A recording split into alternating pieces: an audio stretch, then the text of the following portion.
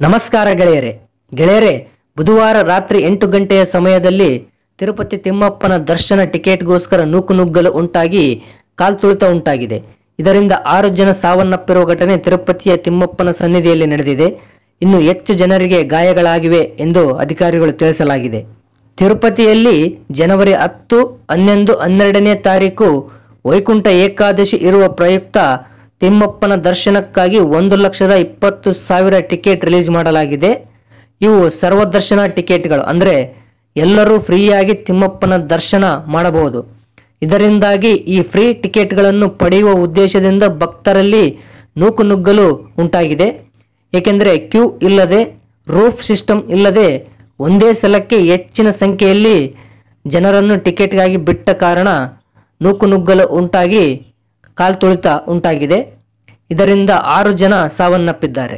ವೈಕುಂಠ ಏಕಾದಶಿ ಇರೋದರಿಂದ ತಿರುಪತಿ ಶ್ರೀ ವೆಂಕಟೇಶ್ವರ ಸ್ವಾಮಿ ದರ್ಶನ ಪಡೆದುಕೊಳ್ಳಲು ಭಕ್ತರು ದೇಶದ ಎಲ್ಲಾ ರಾಜ್ಯಗಳಿಂದ ತಿರುಪತಿಗೆ ಆಗಮಿಸುತ್ತಾರೆ. ಎಲ್ಲಾ ರಾಜ್ಯಗಳಿಂದ ಸರ್ವದರ್ಶನಕ್ಕಾಗಿ ಬರುವ ಸಾಮಾನ್ಯ ಭಕ್ತರು ಕೆಳಗಡೆ ಟಿಕೆಟ್ಗಳನ್ನು ತೆಗೆದುಕೊಳ್ಳುತ್ತಾರೆ. ಅದರೊಳಗೆ ಮುಖ್ಯವಾಗಿ ಶ್ರೀನಿವಾಸಂ, ಬೈರಾಗಿ ಪಟ್ಟಡಿ, ವಿಷ್ಣು ನಿವಾಸದತ್ತಿರ ಜನರು ಸಾವಿರಗಟ್ಟಲೆ ಸೇರಿದರು ಸರ್ವದರ್ಶನ ಟಿಕೆಟ್ಗಾಗಿ.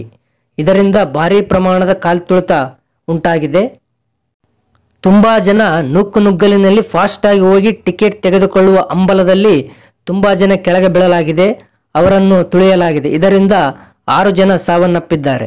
ಇಂತಹ ಘಟನೆ ತಿರುಪತಿ ಚರಿತ್ರೆಯಲ್ಲಿ ನಡೆದಿರುವ ಮೂಲಗಳಿಲ್ಲ ಎಂದು ಅಧಿಕಾರಿಗಳು ತಿಳಿಸಿದ್ದಾರೆ. ಸಾವನ್ನಪ್ಪಿದವರ ಪೈಕಿ 5 ಜನ ಮಹಿಳೆಯರು, ಒಬ್ಬ ಪುರುಷರಿದ್ದಾನೆಂದು ತಿಳಿಸಿದ್ದಾರೆ. ಇವರೊಳಗೆ ಕರ್ನಾಟಕ ಮೂಲದ ಬಳ್ಳಾರಿ ಜಿಲ್ಲೆಯ ನಿರ್ಮಲಾ ಎನ್ನುವರು ಕೂಡ ಸಾವನ್ನಪ್ಪಿದ್ದಾರೆ. ಗೆಳೆಯರೆ, ತಿಮ್ಮಪ್ಪನ ದರ್ಶನದ ಟಿಕೆಟ್ಗಾಗಿ ನಡೆದ ನೂಕುನುಗ್ಗಲು 6 ಜನರ ಪ್ರಾಣವನ್ನು ತೆಗೆದಿದೆ.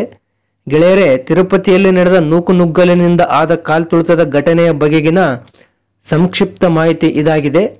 ಗೆಳೆಯರೆ, ಈ ಮಾಹಿತಿ ನಿಮಗೆ ಇಷ್ಟವಾದಲ್ಲಿ ಈ ವಿಡಿಯೋಗೆ ಲೈಕ್ ಮಾಡಿ. ಇಂತಹ ಮತ್ತಷ್ಟು ಮಾಹಿತಿಗಾಗಿ ನಮ್ಮ ಚಾನೆಲ್ ಸಬ್ಸ್ಕ್ರೈಬ್ ಮಾಡಿ. ಧನ್ಯವಾದಗಳು.